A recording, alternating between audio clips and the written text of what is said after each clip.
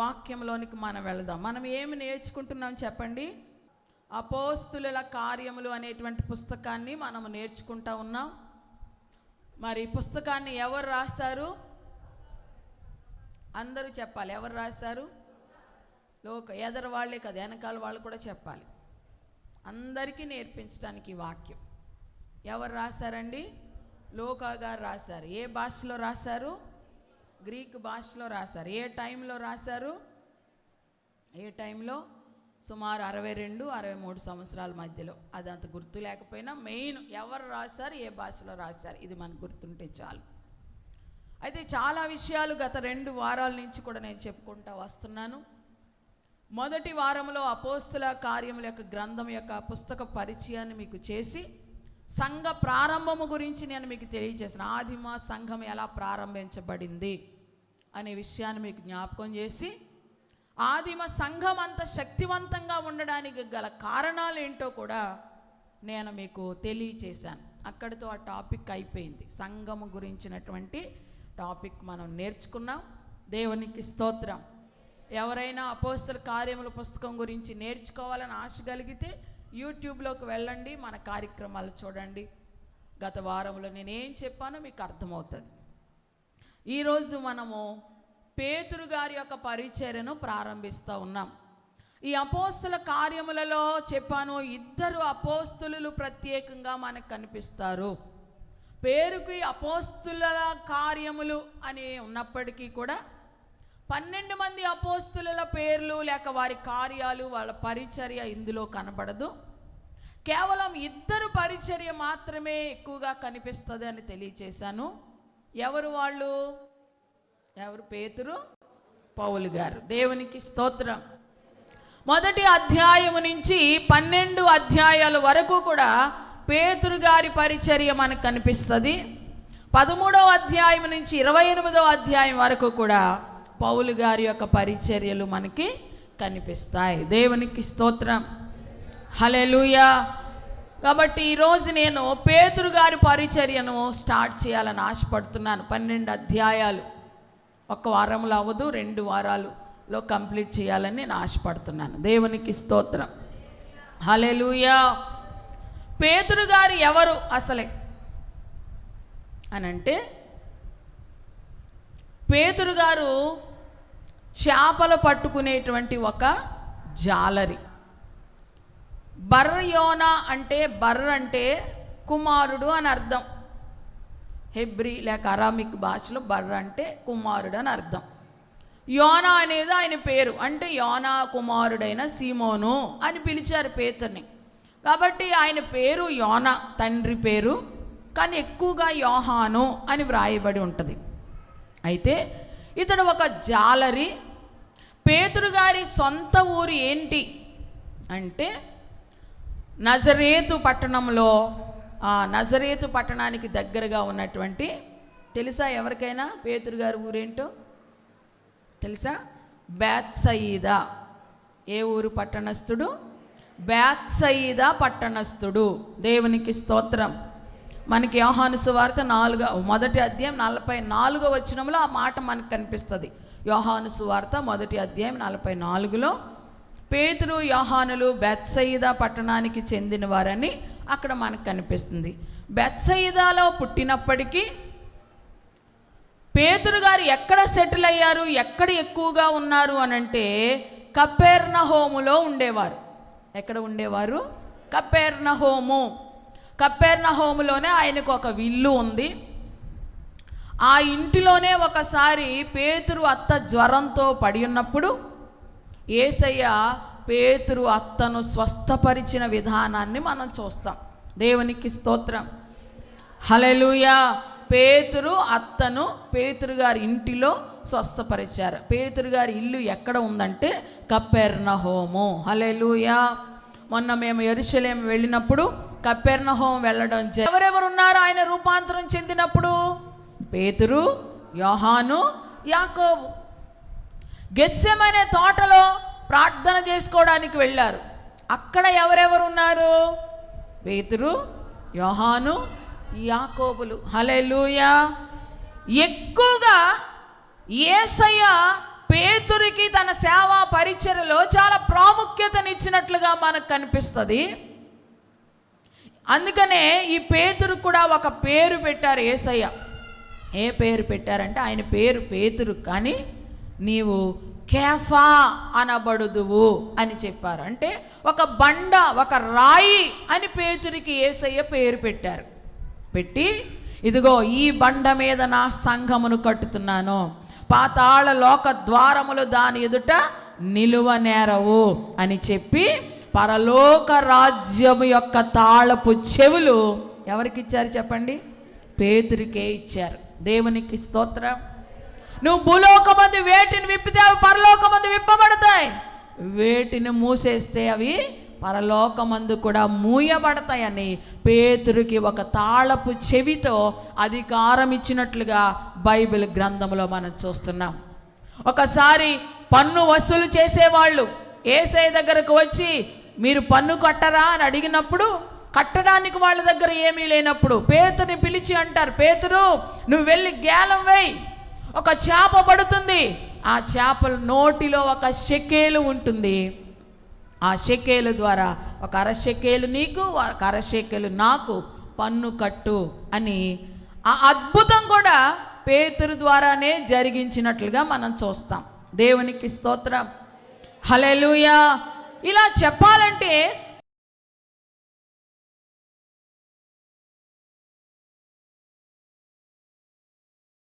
వెళ్ళిపోయాడంట. దేవునికి స్తోత్రం. హల్లెలూయా. మరలా చేపలు పట్టడానికి వెళ్ళిపోయాడు. పేతుర్ని బట్టే మరికొంతమంది శిష్యులు పేతుర్ని వెంబడించి వెళ్ళిపోయారు. నువ్వు వెళితే మేము కూడా నీతో వస్తామని చెప్పి వాళ్ళ వృత్తి అది కాబట్టి మళ్ళా చేపలు పట్టుకోవడానికి వెళ్ళిపోయారు.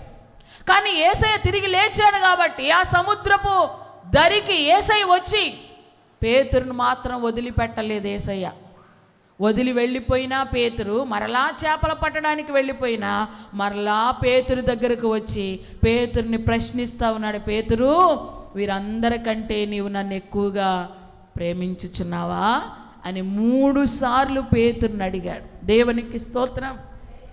హల్లెలూయా. ప్రతి విషయంలో కూడా పేతురు ప్రధాన పాత్ర పరిచర్యలో లేక యేసయ్యలో దగ్గర ఉన్నప్పుడు పోషించిన పాత్ర ఎక్కువగా మనకు కనిపిస్తుంది. సంఘం ప్రారంభంలో కూడా ఆదిమ సంఘ ప్రారంభం కాళ్ళు పైకి పెట్టి పేతురుని సిలువ వేసి చంపేశారు. దేవునికి స్తోత్రం. హల్లెలూయా. యేసయ్య యొక్క శిష్యులందరూ కూడా హతసాక్షులయ్యారు, చంపబడ్డారు. అన్ని విషయాలు నేను మీకు చెప్తాను, శిష్యులందరూ ఎలా చంపబడ్డారు. హల్లెలూయా. ఈరోజు మనం పేతురు గారించి నేర్చుకుంటున్నాం కాబట్టి పేతురు గారు రోములోనే నీరో చక్రవర్తి పాలనలో 60 పండుగను ఆచరించడానికి సుమారు 15 దేశాల నుండి యూదులు అక్కడికి వచ్చి ఉన్నారు.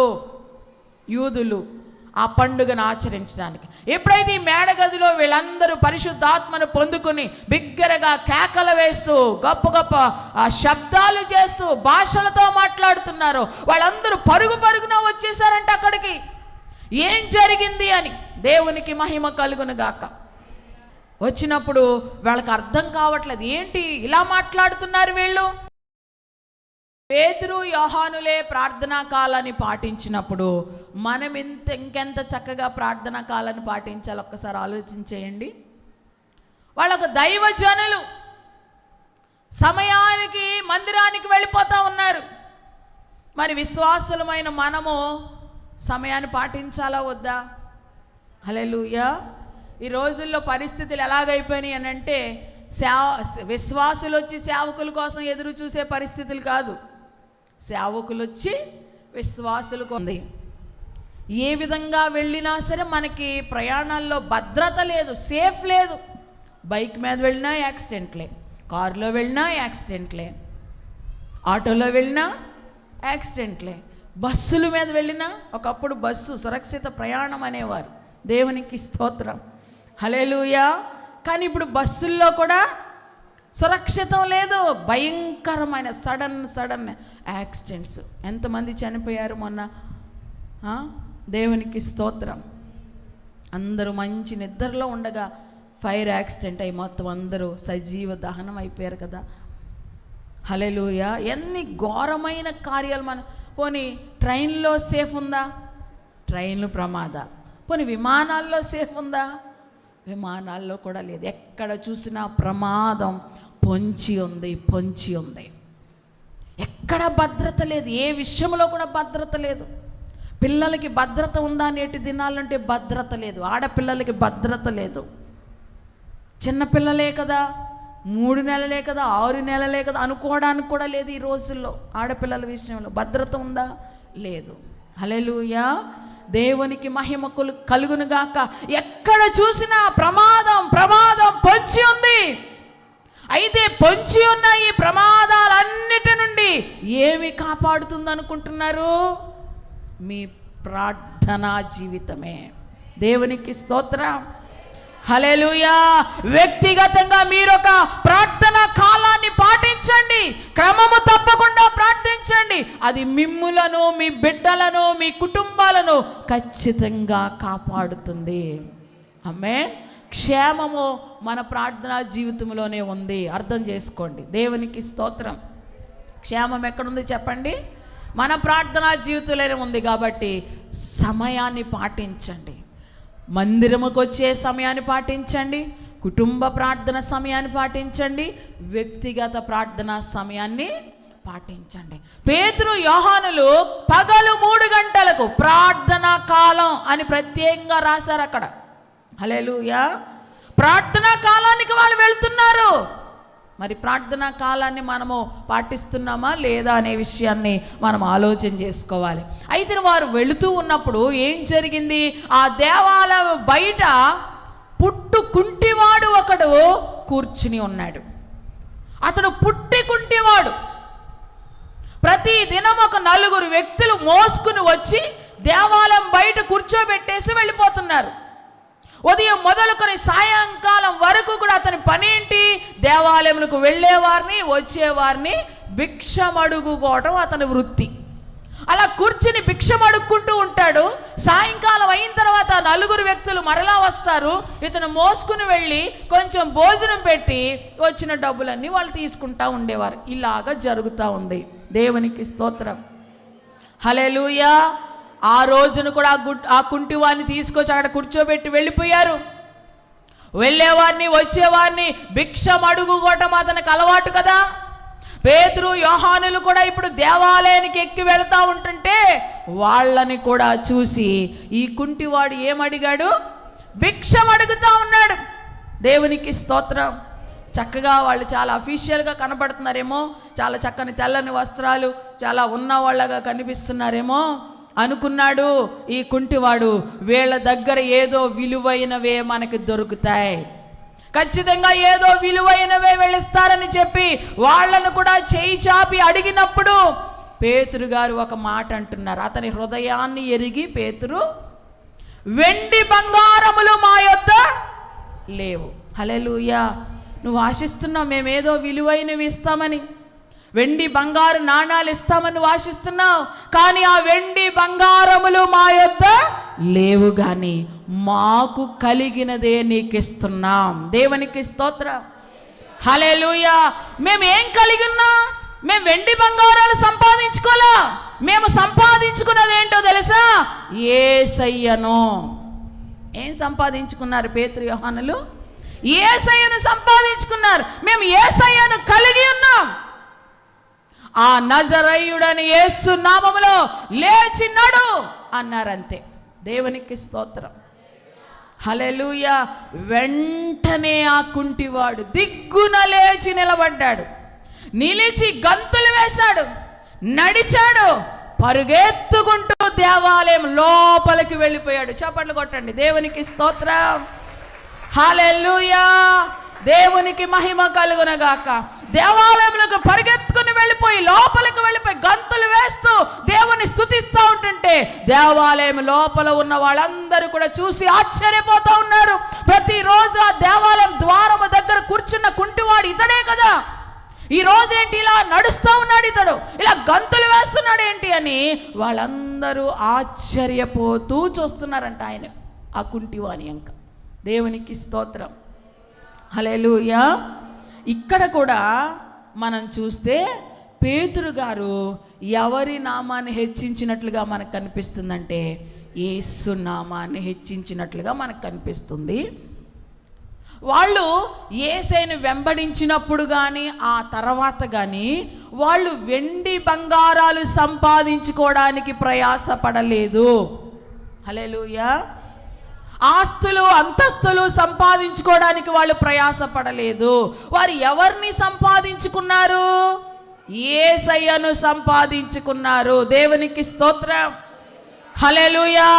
వెండి బంగారాలు, మనకి ఇవన్నీ కూడా వాక్యాలు ఉన్నాయి కానీ అవన్నీ నేను నోటి మాటలతో చెప్పేస్తున్నాను. వెండి బంగారములు మనలను ఉగ్రత నుండి రక్షించలేవు. హల్లెలూయా. వెండి బంగారాలు, మన ఆస్తిపాస్తులు మనలను నరకము నుండి మనల్ని తప్పించలేవు. గుర్తుపెట్టుకోండి, ఉదయకాల సమయమందు మీరు ఎంత ఆస్తి సంపాదించినా, ఎన్ని కూడబెట్టుకున్నా అవేమీ మిమ్ములను పరలోక రాజ్యములోనికి తీసుకుని వెళ్ళవు. హల్లెలూయా. అవన్నీ కేవలం ఇహలోక అవసరతలు తీర్చుకోవడానికి మాత్రమే. హల్లెలూయా, హల్లెలూయా. మరి సంపాదించుకోవద్దా అండి అంటే సంపాదించుకోవాలి, కానీ అంతకంటే శ్రేష్టమైనది ఉన్నది. అదేంటో తెలుసా? యేసయ్యను సంపాదించుకోండి, యేసయ్యను మీరు కలిగి ఉండండి. హల్లెలూయా. దేవునికి మహిమ కలుగును గాక. ఎవరిని కలిగి ఉండాలి చెప్పండి? యేసయ్యను కలిగి ఉండండి. ఆ యేసయ్య మిమ్మల్ని మీ పాపాల నుండి విడుదల చేసి మిమ్మల్ని నరకానికి తీసుకెళ్తాడు. వెండి బంగారాలు కాదు. ఉగ్రత నుండి తప్పించగలిగింది యేసయ్య మాత్రమే. కనుక ఆ యేసయ్యను మీరు కలిగి ఉండండి అని ఉదయకాల సమయం మీకు జ్ఞాపకం చేస్తూ ఉన్నాను. దేవునికి స్తోత్రం. ఈ కుంటివాని సంగతికి వస్తే, ఈ కుంటివాని జీవితాన్ని మనం ఒక్కసారి పరిశీలన చేస్తే, అతను బ్రతుకు దినములన్నీ దేవాలయం బయటే అడుక్కుని ఉండడమే. దేవునికి స్తోత్రం. ఎప్పుడు దేవాలయం దగ్గరకంటా వస్తున్నాడు కానీ లోపలికి వస్తున్నాడా? గేట్ బయటే, డోర్ బయటే అతని జీవనం కొనసాగుతూ ఉంది. ఎప్పుడు కూడా అడుక్కోవడమే, భిక్షం అడుక్కోవటమే. దేవునికి స్తోత్రం, హల్లెలూయా. లోపలికి వచ్చిన అనుభవం ఎప్పుడూ కూడా లేదు ఆ కుంటివాని జీవితంలో. నేడు చాలామంది ఈ కుంటివాని బ్రతుకే చాలామందిలో కనిపిస్తుంది. ఎప్పుడు చూసినా దేవాలయం బయటే, అంటే క్రీస్తు లోపలికి రావట్లేదు. క్రీస్తు బయటే ఉండి అడుక్కునే స్థితిలో ఉంటున్నారు చాలామంది. క్రీస్తు లోపలికి రావట్లేదు. హల్లెలూయా. దేవునికి మహిమ కలుగును గాక. ఇంకెంతసేపు వాళ్ళని అడగటం, వీళ్ళని అడగటం, ప్రార్థన చేయండి మా కోసం, ప్రార్థన చేయండి మా కోసం అని వాళ్ళని వీళ్ళని చెప్పొద్దు అంటున్నారు. మీ మాట వినాలా? మీ మాట మేము వినం, దేవుని మాటే వింటాం. మాకెన్ని బాధలు వచ్చినా మేము యేసయ్యను ప్రకటించడం ఆపమని చెప్పి వాళ్ళు తీర్మానించుకున్నారు. అక్కడ గట్టిగా వాళ్ళని బెదిరించి వదిలేసిన సందర్భాన్ని మనం చూస్తాం. అప్పుడు వాళ్ళు మరి సంఘం దగ్గరికి వెళ్ళి ఆ జరిగిన సంగతులన్నీ వాళ్ళకి చెప్పినప్పుడు, చెప్పాను కదా, సంఘం అంతా కూడా వాళ్ళ కోసం ప్రార్థన చేశారు అనే విషయాన్ని మనం చూస్తాం. 4వ అధ్యాయం 31వ వచనం వరకు కూడా. దేవునికి స్తోత్రం, హల్లెలూయా. దేవునికి మహిమ కలుగును గాక. పేతురు గారు ఇక్కడ 2 సార్లు ప్రసంగం చేసినట్లుగా మనకు కనిపిస్తుంది. ఈ 2 ప్రసంగాల్లో కూడా ఎవరి గురించి ఎక్కువగా చెప్పారు అనంటే యేసయ్య గురించే చెప్పారు. ఒక ప్రసంగంలో 3000 మంది రక్షించబడ్డారు, ఒక ప్రసంగంలో 5000 మంది రక్షించబడ్డారు. ఈ మధ్యలో ఒక పుట్టి కుంటివానిని స్వస్థపరిచిన సందర్భం పేతురు గారి పరిచర్యలో మనకు కనిపిస్తుంది. దేవునికి స్తోత్రం, హల్లెలూయా. దేవునామానికి మహిమ కలుగును గాక. ఇదంతా కూడా యెరూషలేములో జరుగుతున్న సన్నివేశమే, యెరూషలేము సంఘములో జరుగుతున్న సందర్భమే. ఇదంతా కూడా యెరూషలేము ప్రాంతంలో జరుగుతూ ఉంది ఇదంతా. అయితే ఆ పేతురు గారి ప్రసంగము యేసయ్య గురించి ఎక్కువగా ఉన్నట్లుగా ఈ 3వ అధ్యాయం 2వ అధ్యాయం 3వ అధ్యాయం 4వ అధ్యాయంలో మనం చూస్తున్నాం. దేవునికి స్తోత్రం. ఈరోజు నా ప్రసంగానికి ముగింపుగా నేను చెప్పాలనుకున్న విషయం ఏంటంటే, యేసు నామములోనే స్వస్థత, యేసు నామములోనే రక్షణ. దేవునికి స్తోత్రం. 12వ వచనం 4:12లో మనం చూస్తాం కదా, మరి ఎవని వలనను రక్షణ కలుగదు, ఈ నామముననే మనము రక్షణ పొందవలెను గాని ఆకాశము క్రింద ఇయ్యబడిన మనుషుల్లో ఇయ్యబడిన మరి ఏ నామములో కూడా రక్షణ లేదు. దేవునికి స్తోత్రం. పేతురు గారి ప్రసంగం యొక్క మూలాంశం అదే. ఈ రోజున నేను కూడా మీ అందరికీ తెలియచేస్తా ఉన్నాను, యేసు నామములోనే రక్షణ ఉన్నది. ఎందుకంటే దేవుడు యేసు నామాన్ని అన్ని నామముల కన్నా పై నామముగా హెచ్చించారు. భూలోకములో ఎన్నో నామాలున్నాయి, మనుషులలో ఎన్నో నామాలున్నాయి, దేవతలు అనబడిన నామాలు కూడా ఎన్నో ఉన్నాయి. కానీ అన్ని నామముల కన్నా పై నామము చెప్పండి, యేసు నామం. అందరూ చెప్పండి, అన్ని నామముల కన్నా పై నామం యేసు నామం. దేవునికి స్తోత్రం. దేవుడు యేసు నామాన్ని హెచ్చించాడు కాబట్టి మీకు స్వస్థత కావాలన్నా యేసు నామమే, రక్షణ కావాలన్నా యేసు నామమే. ఆమేన్. పేతురు గారు చెప్పారు కదా, ఆ నామములోనే వీడు పూర్ణ స్వస్థత పొందాడు, మా శక్తి వలన కాదు. హల్లెలూయా, హల్లెలూయా. మీ కుటుంబాల్లో ఏ రకమైన శోధనలున్నా, ఏ రకమైన బాధలున్నా, ఏ రకమైన సమస్యలున్నా అవి ఎవని నామములో తీర్చబడతాయి చెప్పండి? యేసు నామములోనే తీర్చబడతాయి. యేసు నామములోనే మీకు విడుదల. ఏ సేవకుని మీరు నమ్మొద్దు, ఏ సేవకుని మీద ఆధారపడొద్దు. యేసు నామము మీద మీరు విశ్వాసం ఉంచండి. దేవునికి స్తోత్రం. మీ విశ్వాసమే, యేసు నామముని అందలి మీ విశ్వాసమే మిమ్ములను స్వస్థపరుస్తుంది.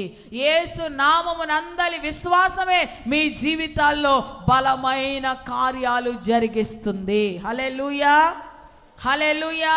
రక్షణ కావాలా? పాప క్షమాపణ కావాలా? అది ఏ నామములో అనంటే యేసు నామములోనే. దేవునికి స్తోత్రం. హల్లెలూయా. మనుషులలో ఆకాశము కింద ఇయ్యబడిన ఏ నామములో కూడా రక్షణ లేదు. ప్రియులారా గుర్తించండి, ఏ నామములో కూడా రక్షణ లేదు. ఏ నామము వలన కూడా మీరు పాతాళము నుండి తప్పించబడి పరలోకములో ప్రవేశించలేరు. యేసు నామములోనే. దేవునికి స్తోత్రం. హల్లెలూయా. మరి ఆ యేసు నామాన్ని మీరు కలిగి ఉన్నారా? ఆ యేసు నామమునందు విశ్వాసం ఉంచారా?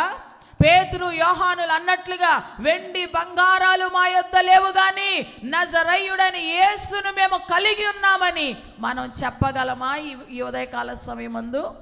దేవునికి స్తోత్రం. యేసయ్యను కలిగి ఉన్నారా? యేసయ్యందు నమ్మిక ఉంచారా? యేసు నామములోనే ఏదైనా జరుగుతుంది. ఆమేన్, హల్లెలూయా. గనుక ఈ ఉదయకాల సమయం ఇంకా రక్షణ పొందలేనటువంటి వారులారా, దేవుని రాకడ సమీపంగా ఉంది. ఆయన రాకడ ఎంతో దూరములో లేదు. జరగవలసిన సంగతులన్నీ కూడా జరుగుతూ ఉన్నాయి. ప్రవచనాలన్నీ, బైబిల్లో వ్రాయబడిన ప్రవచనాలన్నీ నెరవేరుతూ ఉన్నాయి. ఆయన రాకడ సమీపంగా ఉంది. సమయాన్ని వ్యర్థం చేయొద్దు. మీరు మారు మనసు పొంది పాప క్షమాపణ నిమిత్తం యేసుక్రీస్తు నామములో బాప్తిస్మం పొందండి.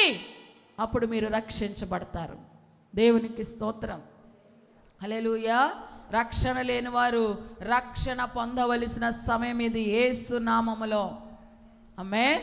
సమయాన్ని వ్యర్థం చేసుకోవద్దు. ఇదే అనుకూల సమయము, ఇదే రక్షణ పొందు దినము అని యేసయ్య చెప్తా ఉన్నారు.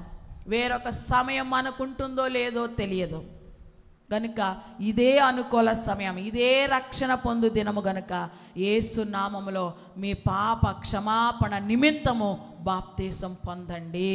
యేసయ్యను అంగీకరించండి. యేసయ్యను కలిగి ఉండండి. దేవునికి స్తోత్రం. అన్ని నామముల కన్నా పై నామము యేసు నామం.